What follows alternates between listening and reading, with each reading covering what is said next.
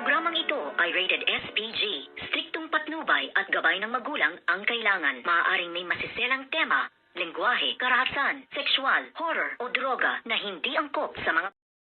Good afternoon mga kachikas and welcome sa aking munting channel. Nalaman na nga din nitong ang si Lola Aurea na ang isa sa kanyang property na ang mansyon na kanyang itinaguyod at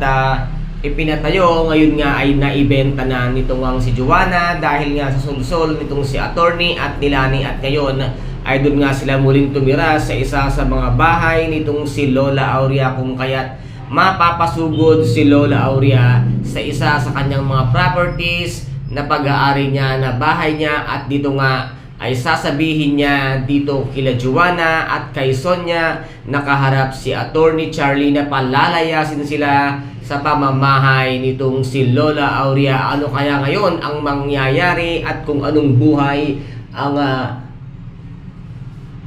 gagawin nitong ang si Joanna upang hindi sila maghirap, at ito na kaya ang tamang panahon para nga maranasan nila ang paghihirap at kung saan sila ngayon pupulutin at kung ano ngayon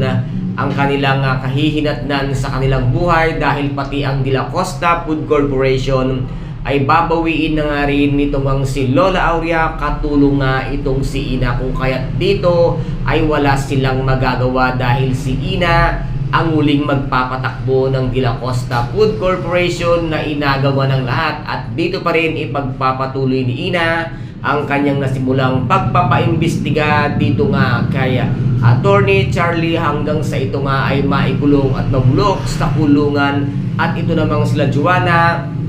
ay pupulutin sa kampungan na ngayon ay walang-wala sila at hindi nila alam kung saan sila pupunta, at baka pati sila Lani ay ipagtaboy na sila dahil nga wala na silang mahuhot-hot dito nga kay Joanna ng uto-uto. Kaya guys, ito po ang ating pakaabangan sa mga susunod na episode dito nga sa Shining Inheritance. Kung nagustuhan po ninyo ang aking videos for today, paki-subscribe na lamang po ng aking channel, paki-like and share para maging update kayo sa lahat ng gagawin kong videos. Maraming salamat po. Ingat, God bless, and